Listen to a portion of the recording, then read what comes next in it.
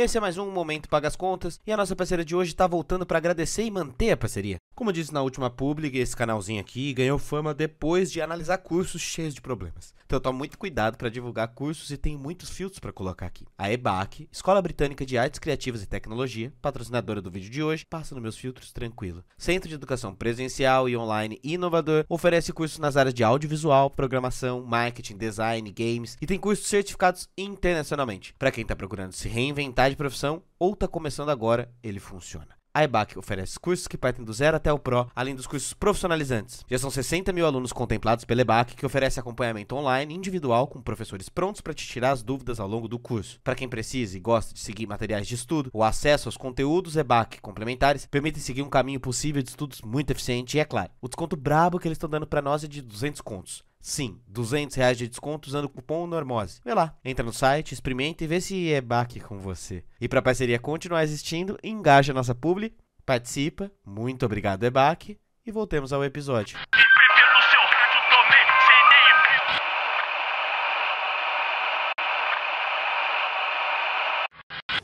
Questiono. As questões de ordem estão sendo protelatórias e indeferido. Com a palavra, governador Ronaldo Caiado. Esse é o congresso mais conservador que já tivemos. É a maior bancada do agro, da bala e a maior força da bancada evangélica na história da jovem democracia brasileira. Isso sem contar na força dos deputados de influência, que usam das suas redes para manter o seu poder e fazer os seus cortes. Existem muitos deputados extremamente problemáticos no centrão e na extrema direita, mas tem alguns especialmente assustadores, perigosos e que, se não forem combatidos, vão crescer muito. E é deles que vamos falar aqui nessa série. Nós queremos confrontar esses sujeitos de internet, e foi aqui que eles se criaram, é com gente daqui que eles precisam ser combatidos. Hoje, vamos conversar sobre o famigerado Paulo Bilinski. Olhando sua biografia, nós vemos que o deputado ganhou fama com o Projeto Policial, um canal do YouTube apoiado pela família Bolsonaro e queridinho dos maiores do bolsonarismo, e que já passou cenas um tanto quanto peculiares em sua vida. Meu avô, Bogdan, aos 20 anos de idade, lutou uma guerra mundial para libertar a Ucrânia das garras do comunista. E hoje, como deputado federal, ao lado de meus irmãos, luto contra a instalação de um regime comunista no Brasil. E nós notamos um padrão de comportamento nesse sujeito. Vem comigo. O deputado Paulo Bilinski é mais um dos que tentam falar um monte de mentiras e absurdos na Câmara falando grosso, para ter material para fazer cortes para o seu eleitorado, excluindo do corte a resposta que desmente os absurdos que ele falou. Ou seja, é um mentiroso covarde cuja vida pública depende do ódio e da ignorância que o alimenta. Esse é o mesmo cara que exaltou na Câmara a participação do seu avô como voluntário no exército pessoal do Hitler e disse que essa luta inspira a sua atuação política. Sim, o cara que quis falar grosso com Silvio Almeida tem o seu mandato inspirado pela luta de um nazi voluntário do exército do Hitler. Então, para a gente contextualizar bem quem é que está falando, a gente vai falar um pouco desse avô nazista e da família e da vida do Bilinski antes de falar da questão que ele trouxe para o Silvio Almeida. E aí ficava naquela história de, e isso se o avô dele for nazista mesmo, e não sei o que, e mistério e tudo mais, e aí, bem, aí eu encontrei isso aqui. Esse é o provável registro de imigração de Bogdan Bilinski. O tal avô nazi que, abre aspas, lutou uma guerra mundial contra o comunismo, segundo o seu neto delegado. Antes que venham acusações de divulgar dados particulares, stalkear, invadir, calma. As fontes estão abertas em sites como o Family Search, acervos históricos abertos como o da Biblioteca Nacional têm catalogado muitas famílias, só que não tem nada de misterioso e todos os links estão na descrição, até porque muito mais gente já chegou nesse mesmo dado. E bom, a idade bate, o período bate, a localização bate. E me parece muito improvável que ele tenha pego em armas e lutado diretamente contra comunistas soviéticos. Alemães utilizavam dos ucranianos. A ajuda era em troca de armas. E foi o próprio Paulo que confirmou que o seu avô lutou na SS. Então eu preciso perguntar para o deputado Paulo, a SS que o seu avô lutava era super eslavos? Seu avô provavelmente foi armado pelos nazistas. E não adianta ele negar que o exército da Galícia era uma divisão de ucranianos liderados por ucranianos que lutaram contra a União Soviética. Isso é objetivamente falso. Revisionismo histórico, ou história que vovô nazi contava pro netinho dormir. 14ª Divisão de Granadeiros da Waffen-SS Galitzien foi comandada por Walter Schymann e Fritz Freytag, militares de nacionalidade alemã e austríaca. E a Waffen-SS foi declarada uma organização criminosa em julgamentos de Nuremberg. E aí você vai meter que só o seu avô, viver nessa região, não era nazista? Tá me tirando? Até porque na exata região que ele diz que o avô lutou, existem pelo menos 2 massacres históricos, como a Operação Barbarossa, ocorridos durante o período que Paulinho diz que o avô lutou. Então, eu não me surpreenderia se a gente descobrisse que o papel do vovô era ser polícia do próprio povo, ajudar alemães a exterminar judeus ucranianos em nome de combater o comunismo. Olha, você pode ter várias críticas ao comunismo, você pode não gostar do comunismo. Eu mesmo tenho muitas críticas a esse modelo, mas você não pode brigar com a história. E houve um tempo que todo mundo se uniu para combater Hitler. Churchill odiava os comunistas. Comunistas odiavam Churchill. E aí os dois apertando a mãozinha. Houve um tempo na história que anticomunismo era coisa de nazista e ponto final. A pergunta é simples, de que lado o avô lutou? Do lado do eixo ou do lado dos aliados? Bolsonaro, por exemplo, inventou que o vô dele, um trabalhador bem fudido aqui no Brasil, com a maioria dos nossos avós, tinha lutado na guerra do lado dos alemães. Você lembra disso? Sim, no CQC. Meu bisavô foi soldado de Hitler. Ele perdeu um braço, inclusive, na guerra, né? Seu bisavô! Quem é que inventa que o avô é nazista? Bom, Paulo Bilinski, essa é a verdade histórica. E se você se orgulha disso, o que a gente pode deduzir? Tem focinho de porco, orelha de porco, é aliado dos porcos. Mas bom, você acredita que eu não posso dizer isso porque senão ele ameaça processar, é mole? Os paladinos da liberdade de expressão não querem deixar eu falar fatos históricos. Autoritários parecem ter problema com a memória histórica. Ou distorcem, ou escondem. Por isso a gente não pode falar, por exemplo, o que aconteceu na Polícia Civil agora em 2022 e por que Paulo decidiu virar deputado. E sabe qual é o fato? Que o Conselho da Polícia Civil de São Paulo aprovou a demissão do delegado Paulo Bilinski pela divulgação nas redes sociais de um vídeo que fazia apologia de crimes de estupro e racismo. Quem era o autor? A empresa de Paulo Bilinski, responsável por concurso e treinamento para as provas da polícia. A investigação foi aberta por pedido do Ministério Público e a polícia julgou o criminoso e demitiu o deputado. E aí vem a pergunta para os conservadores. Você vai duvidar da polícia? Bilinski é o segundo delegado demitido aprovado pelo Conselho da Polícia Civil, porque buscava fama loucamente na internet. O outro foi aquele delegado da Cunha, lembra dele? Que foi expulso quando divulgou falsa prisão de chefão do PCC. É um pessoal muito ético mesmo. Bilinski também é um viciado no armamento com uma solução para todos os problemas. Em 2020, ele postou uma ilustração que representaria Jesus Cristo ensinando uma criança a atirar. Pouco tempo depois, discutiu com a namorada, que também era atiradora, e ela tentou matá-lo com 6 tiros, usando sua arma e tirando a sua própria vida. E foi eleito deputado mesmo depois de tudo isso. Ele representa alguma coisa, afinal de contas. É um delegado de São Paulo. Falando em delegado de São Paulo, é por isso que ele se acha na experiência de falar de muitos temas, como por exemplo a Cracolândia.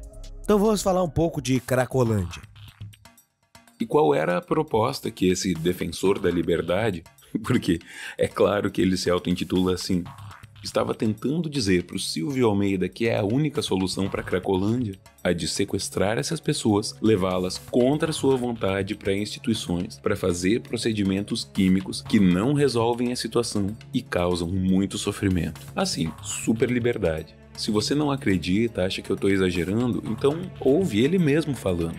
A Cracolândia promoveu a destruição do centro de São Paulo e todos concordamos que não há solução a não ser uma posição de saúde pública, a internação compulsória, a verificação de que a única forma de livrar essas pessoas do vício é a utilização de drogas que são prescritas dentro de alas psiquiátricas.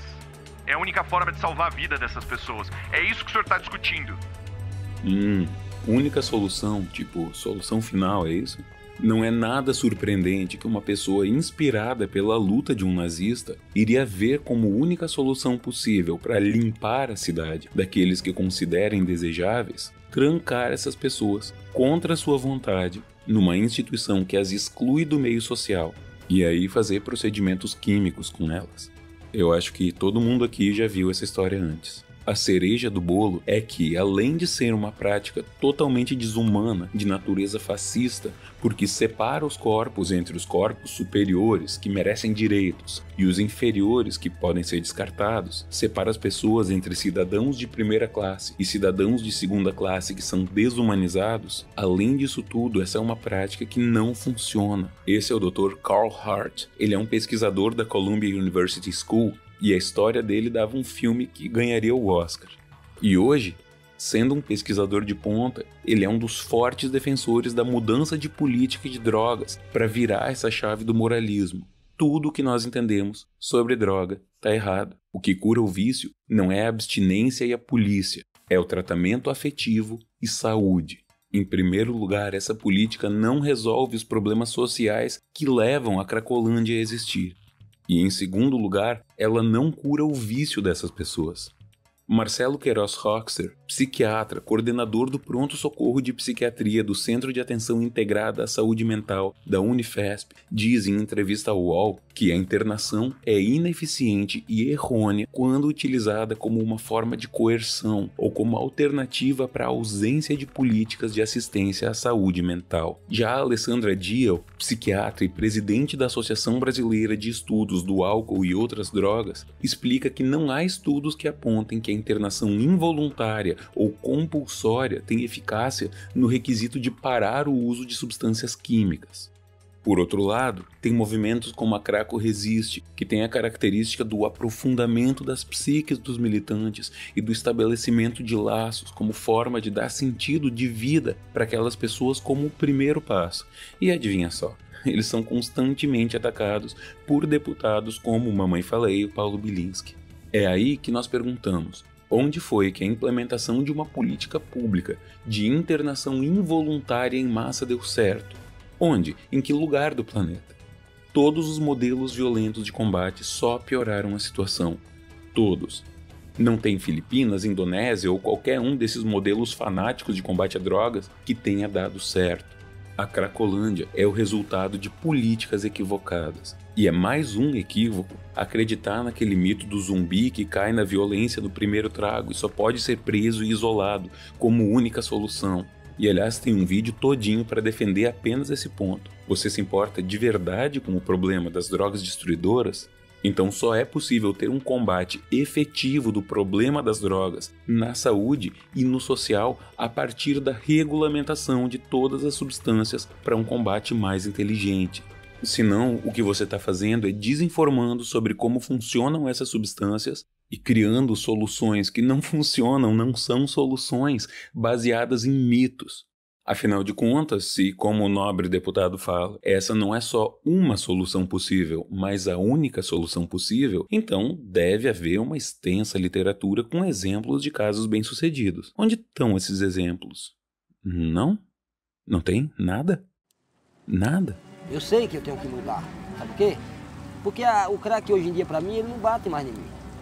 O crack sabe me dar raiva, entendeu? Então, pra mim desviar do crack, eu prefiro as tintas. Mas há casos bem-sucedidos de combate ao uso de drogas em situações parecidas com a da Cracolândia, seja nos Estados Unidos, nos países nórdicos, em Portugal, e todos esses casos partem da ressocialização e da humanização dos usuários sob a ótica da dignidade e da saúde pública, e não de punições policialescas. Agora, o que é gritante e interessante é perceber um padrão.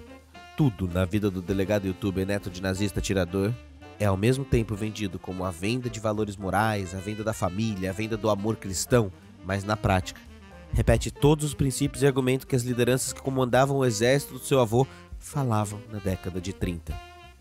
Salvar a tal família tradicional, combater o comunismo, remover os indesejáveis com o uso da força policial, idealizar um passado heróico que não existe, se dizer defensor da liberdade enquanto defende o encarceramento em massa daqueles que considerem desejáveis, combater tudo que puder, propondo violência como solução, naquilo que lembra uma tal solução final.